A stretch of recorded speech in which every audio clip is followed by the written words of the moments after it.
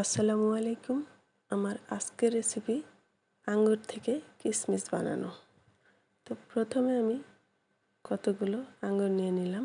এখান থেকে যেগুলো পচে গেছে ওগুলো আলাদা করে বেছে নেব এরকম, আর যেগুলো একদম ফ্রেশ সেগুলো নিয়ে নেব।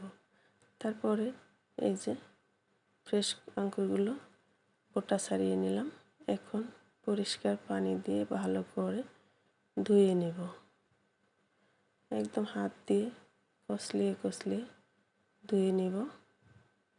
আঙুরের গায়ে অনেক ময়লা থাকে, সেগুলো পরিষ্কার করে ধুয়ে পানি ঝরিয়ে নেব।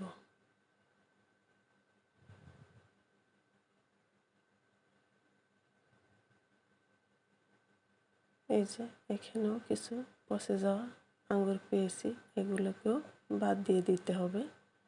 এই তো পানি ঝরানো হয়ে গেছে। এখানে একটা প্যানে পর্যাপ্ত পানি দিয়ে দিলাম, ঢেকে অপেক্ষা করব বলক চলে আসা পর্যন্ত। বলক চলে আসছে, এখন দিয়ে দিলাম আঙ্গুরগুলো যখন একদম ভেসে উঠবে সবগুলো আঙ্গুর, তখন বুঝতে হবে আঙ্গুরগুলো পারফেক্টলি হয়ে গেছে। তো এখন ছেঁকে নিব। একটু ছেঁকে নিলাম। এখন একটা ছড়ানো ট্রেতে একটা গামছা বিছিয়ে তার উপরে আঙুরগুলো দিয়ে দিলাম। যদি পানি থেকে থাকে গামছায় চুপ করে নেবে। তারপরে রোদে শুকিয়ে নিতে হবে।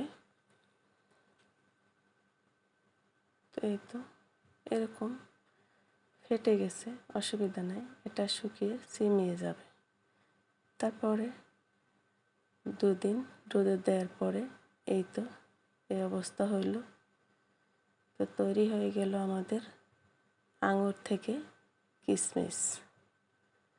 আমাদের মিষ্টি জাতীয় অনেক খাবার তৈরিতে আঙ্গুর কাজে লাগে। তো দেখলেন তো কত সহজে তৈরি করে নেওয়া যায় আঙুর থেকে কিশমিশ। তো আজ এ পর্যন্তই। সবাই ভালো থাকবেন, সুস্থ থাকবেন, নিরাপদে থাকবেন। আল্লাহ হাফেজ।